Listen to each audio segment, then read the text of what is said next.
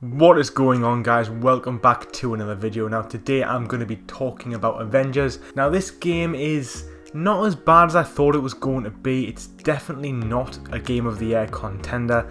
There's some pros to be had with this one. There's also quite a lot of cons, and I think we're going to have to talk about it in this video.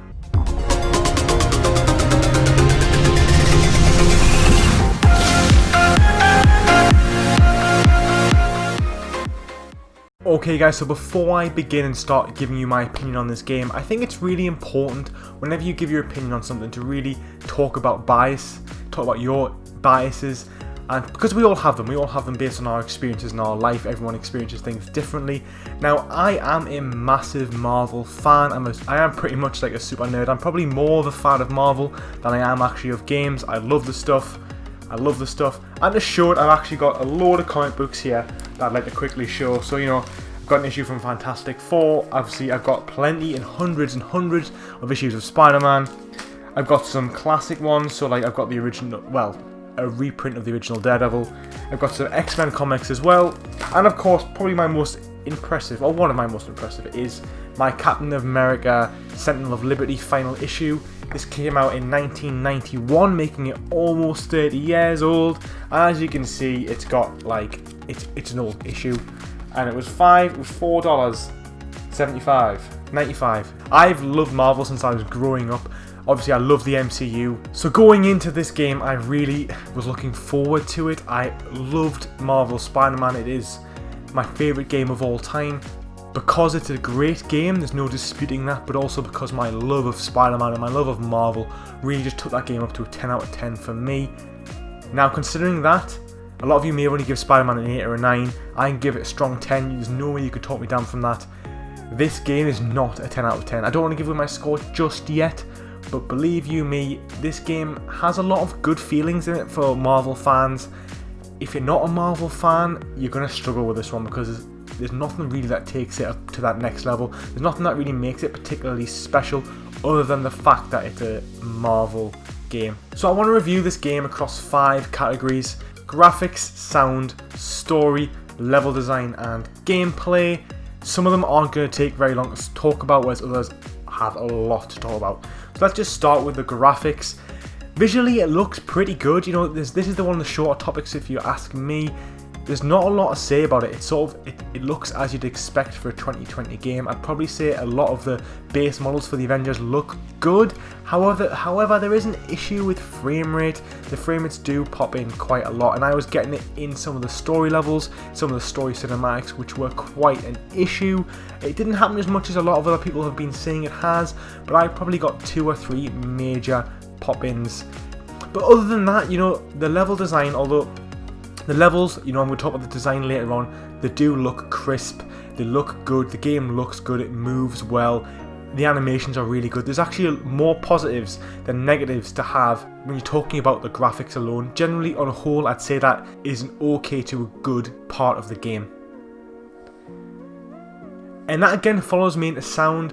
I think the cast that they've chosen, although I didn't think you had to choose the big names that they've chosen, I don't really think Nolan North, Troy Baker or Laura Bailey really bring anything particularly good to the game, to the story. I think they all deliver, to be honest, a below par of what I've seen them deliver. If you think of like Nolan North in Uncharted, Troy Baker in The Last of Us, and Laura Bailey in The Last of Us, they don't deliver anything particularly stellar or amazing, but they do pretty well. This is why I'm saying that I don't think they bring anything extra to the table. I don't think they would have been better than just having some new actors come in, because sometimes I get a bit sick of hearing Nolan North, if I'm being honest. I like the guy, I love his YouTube channel, but he's literally in basically everything, and sometimes it's a bit of an issue. Sometimes you expect Tony Stark just to start shouting Sully, but that's besides the point. I don't really have any serious complaints about the sound, to be honest. I think the combat sounds good. It can sound really immersive, it can sound really like high tempo, really low tempo. I think some of the music is wrote well for certain aspects of the story.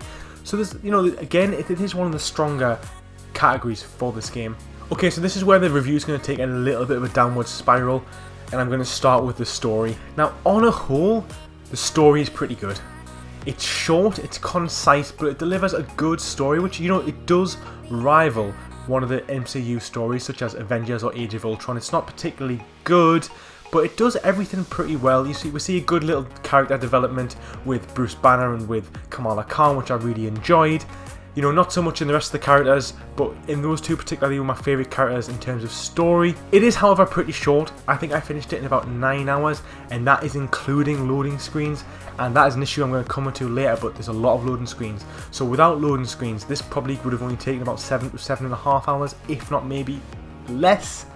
But it delivers a good story, and I think although a lot of the level design, which I'm going to get to later on, is a little bit bland, there's a lot of specific levels in the story which you only get to play once, and they're really well designed and they feel good to play, and you get to play with all 6 of the Avengers, and they all get ample time. I would say probably Thor gets the least amount in the actual story of gameplay, but you know, you can play these characters in the post game for as much as you want. But I think it delivers a good story that continues to build. It is a bit of a generic, just sort of reassembling of the Avengers, which, you know, is being told endless amount of times, you know, in different forms with different stories. But, you know, it's a generic story, which it works well, and I think I can see a lot of people, a lot of kids and a lot of younger teenagers really enjoying the game. However, the villains, I like MODOK, so there's spoilers in this, guys, if you weren't already aware, but you know, AIM is a main villain, the corporation, and you know, MODOK is a part of AIM. I liked him, and I found him, like, his actually ideas about, you know, why he wanted to get rid of superheroes and stuff is quite interesting, and I didn't think it was actually that wrong. You know, like, you know, ultimate power does corrupt ultimately, so I actually did kind of agree with him. But other than him, I found that the supporting characters were all a bit bland. I didn't really enjoy Monica. My issue with this as well is it throws in the first couple hours, it throws a couple big names at you. So in instance, it throws Taskmaster into the mix within the first 2 hours of the game, and then it throws Abomination into the next 4 hours of the game. So you think, hold on, this has actually got a lot of Marvel villains. This is actually pretty cool. No. So after those 2 characters, you don't see any more villains, which I really thought was a massive disappointment. They really missed the mark on this. If they can manage to get the IPs for all these villains, why were they not in the story? The only thing I can think of is the fact that they are going to add them as post-game, or maybe as DLC, or something to add to this whole game as a service thing, which I don't really agree with. Abomination's in it, he's only in it for one fight scene, he's barely in it, and then they just wipe with him and forget about him, and it's just like, well, he's a good villain, why is he not in it more? It's the same with Taskmaster. He's in the first hour, then it just sort of ends. I feel like, you know, I don't really want to be fighting all these massive AIM robots and having AIM robots as villains. You know what, the boss fights in this game, they're okay, they're nothing particularly good, especially, for example, the fight with Abomination is literally just a button mash. It's like fighting any of the other units that you would normally fight. But I'm talking about from a story, I think they should have really added more Marvel villains into the mix rather than just having MODOK, Abomination and Taskmaster. But I just want to quickly finally say on the story, I did enjoy it. I thought it was a good base story. It could have been a little bit longer, it could have been 3 to 4 hours longer to be fair, but I think they do deliver a good rounded story which does have, you know, is missing certain things. There could have been more villains, it could have been a little bit longer, you could have had a little bit more time with each of the characters, and it was a bit slow at times, but also the last hour was really good and the first 2 hours are really good. It's just sort of, all in all, it does deliver a good story. Okay, so now even heading further down, we're going to talk about the level design. So on the back of the story, I would like to say I have already mentioned that there's some really good specific cinematic moments, in particular with Captain America and with Kamala Khan, where you get to see some amazing backgrounds, some amazing sights, and do some really cool things. I like the fact that Kamala Khan has a lot of like traversal levels that's built into the story for her. I thought it was really good, and even then Black Widow as well has a few good missions, and on top of that as well, so does Iron Man. So this is the thing, there is a lot of good built levels within the story. However, when we get to the post game, which is only, bear in mind, about 8 hours maximum, you end up reusing the same 15 levels, which, to be fair, some of them are quite big, so they have like a sort of like these open-ended semi-open worlds, and they are pretty big. So in terms of like, if I could really sort of put it into perspective for someone who hasn't played all of them, it's probably like maybe like 10 to 15 blocks of a town, or maybe, you know, 2 or 3 square kilometers. So they're pretty big, and I think they're pretty good. And a lot of them as well, they have like lots of different levels. So, you know, you're on this open world, maybe on a desert wasteland or on top of a city, and then you then find certain facilities and work your way down underground, and then you complete your tasks underground.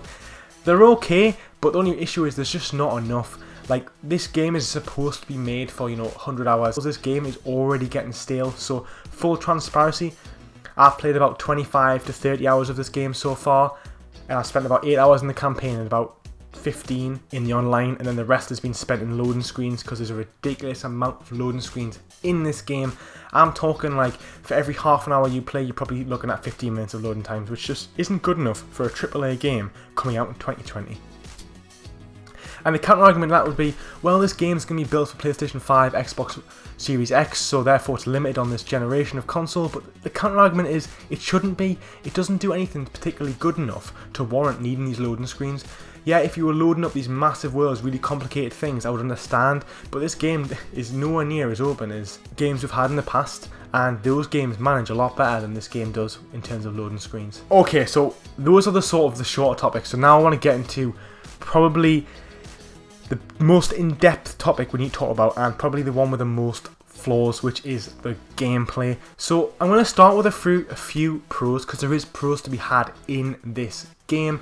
Firstly, every character plays incredibly different. You get 6 characters and each one plays incredibly difficult. You've sort of got your 2 flying units in Iron Man and Thor. You've then got the 4 ground units in Hulk, Captain America, Black Widow and Kamala Khan. All of these play so differently, and they all have really good skill sets which are very versatile. And I would like to say on that, before I get into the gameplay, I think it's worth noting that the transversal in this game is really good and really fun. And by this I mean how the characters move to objective to objective. I feel like, especially in the cities, like the ground parkour is really good with Captain America and with Black Widow especially. They're so fun. Vaulting buildings, running on the sides of walls, jumping off posts, jumping off tree branches. It's all really good and it flows so well. The flying, however, is a little bit slow. It's so slow. I know that they need to sort of like level it and sort of balance it amongst the grounded units, but Iron Man and Thor both fly at about 10 miles an hour, and they both fly like they've got a parachute attached to the back, slowing them down. Yes, they get a skill later on to fly faster, but it just isn't enough, and they still feel so slow all of the time, which I feel like just ruins the experience a little bit with those characters, even though flying is really fun as well. And moving on to the actual sort of the melee and range combat, every character has a mixture of ranged abilities and melee combat. They're not overly versatile, they're not overly deep, good enough to keep you playing each character for about 6 to 10 hours. I feel like as you can level up your characters, you do get unlock abilities that keep you wanting to play. So, if you play every character with 10 hours, and the campaign of 8 hours, you're looking at, 55 to 60 hours of gameplay, which won't be too stale in terms of the characters. What's going to be stale is the level design. Now I want to talk about the gear system. Now, obviously there's a lot of microtransactions in this game, and it's all based on cosmetic, which means that you level up and you level up your characters, but you also acquire gear which you use to level up your power level. Now the power level is totally broken, and it really ruins the post-end grind because there's basically no point. Now I'm going to explain to you why this is the case. So firstly, when you find the gear, it provides you with no cosmetic upgrades, so no matter what you find, it does not make your character look any different at all. All it does is boost the power levels. The power levels are basically pointless because as you acquire new gear and level up your character, the enemies around you level up with you as well. So if you are power level 20, the enemies around you are around power level 20. If you're power level 100, the enemies around you are power level 100. So other than being able to upgrade your character with skills, there's basically no point to this at all. I understand that it's kind of like a looter shooter, looter fighter, looter slasher game, but it makes it totally redundant. Like, what is the point of playing these levels over and over again if the gear I achieve doesn't make the game any easier? If anything, it just means the more gear I have, the harder the enemies are because they deal more damage and there's more of them. So it doesn't really make sense as to why there's a point in it. So for me, that is the major breaking issue with the majority of the game, because once you sort of finish the campaign, really, other than just playing with it for fun because you enjoy these characters, the leveling up system, the gear system is just so pointless. It's just why, other than trying to get the trophy, which obviously I'm going to work for, there's no point in doing it. Which brings me on to as well, there is actually a big issue with the trophies, which I've already done a video on. But as someone who's a trophy hunter who cares a lot about trophies, it's a bit of an issue for me, the fact that half the trophies are basically glitched. Yes, you can get them, but you also might miss out on them just purely depending on your luck, which does suck massively. In terms of gameplay, I'd like to give credit where credit's due. I really enjoy the fact this is a 4-player co-op. Avengers games should never be made as a solo game, and I really love it for that. I really enjoy being able to jump on with some of my friends and play some of my favourite Marvel heroes. It really does make me feel great, and it really tickles my Marvel Superfan bug, and I think for that we have to give the respect to that. I think the only issue with that is there should have been more characters. Yes, more characters are coming, and they're going to be free, so I can only review the game in the state it is at launch. If we get another 6 to 10 characters, this game is going to be a lot different to play. However, if they don't fix the gear issues, then it's going to be a case of getting your favourite characters and playing levels that you may have already played for 50 hours and that you're already so bored of. So if they don't bring in new villains and new maps, I think new maps is really important. It's going to really defeat the purpose. And you're going to make people, unless you're just an absolute endless fan who will play anything Marvel, regardless of how good it is, people aren't going to enjoy it, so they need to really think of that going forward. So in terms of the gameplay, I've spoke a lot about the bugs of actually the designs of the gameplay, but not too much about specific into the core of actually combat. There's a lot of enemies as well that have a specific attacks that remove your special abilities charge, and as the game gets harder, you rely a lot on these special abilities like the Iron Man Unibeam, Thor's Thunderblast, Hulk's Rage. You rely on these a lot to do more damage and to clear large amounts of enemies, and they have specific units that take away your charge. So for example, it takes 3 to 4 minutes to charge a special ability, and rather than hit you and make it pause for 10-20 seconds, they in fact make you restart your recharge for your weapon, for your special abilities, which means that if you're 3 minutes in your weapon charge, it then hits you and then resets them again, which makes it sometimes you're playing like 8-9 minutes without getting a single special ability, which really hinders your ability to take on the enemies. And although this is a difficulty based thing, it really just ruins the immersion and it really just ruins the game, because you're playing Iron Man to use his abilities. You aren't playing as Iron Man so you can go, oh, I've got no weapons, I've got no special abilities, all I can do is fly around and punch people until they recharge and avoid enemies and go hide in the corner until I can finally get rid of these negative effects on my character. So on a whole, in terms of the gameplay, the loot system is totally broken and totally pointless. Each 6 characters has enough in them to make you want to play them for 5 to 10 hours. They've got enough in their combat systems where they aren't overly complex, but there's enough to keep you playing. The traversal is really awesome. The enemy design is okay, but again, very repetitive. You fight a lot of the same people all the time, and there's just not enough actual Marvel characters. There's just so many aimless robots. That's pretty much the summary of the game. Now on this, if I had to give this game a score, I'm going to give you 2 scores. I'm going to give you my score, as someone who's a die-hard Marvel fan who basically could probably put in an extra 50 hours in this just because I love Marvel. I'm going to give this a 7 out of 10. Bear in mind, Spider-Man was a 10 out of 10. This game is just misses the mark on so much stuff. It delivers a lot on the whole Marvel characters, the Marvel story, the individualness of each character, but it lets you down with the level design, the broken gear system, and repetitiveness of all of it. If I was to review this as someone looking at this as someone who doesn't like Marvel, or is indifferent to Marvel, thinks it's okay but isn't a big fan, I'd probably give this game a 6 out of 10. It just, without that Marvel aspect, it just doesn't deliver enough to keep you playing this game long enough to really achieve everything they want to achieve. As well, I think they're going to struggle to keep their player base up for the DLC, especially if they wait longer than say 3-4 months to get the new characters, because I think there's going to be a high drop-off rate with this game because it's so repetitive. Okay guys, that's all for this one. This is my quite in-depth review of Marvel's Avengers. I hope you enjoyed it. Thank you very much for watching.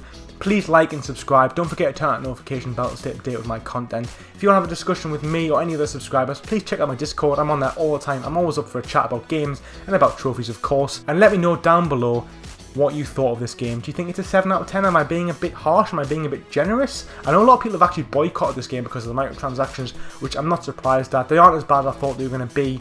You can basically unlock most, if not all, of the cosmetics from playing. It just takes quite a long time, kind of like Battlefront 2, but not as bad. But yeah, let me know down in the comments down below. Thanks for watching. Take it easy.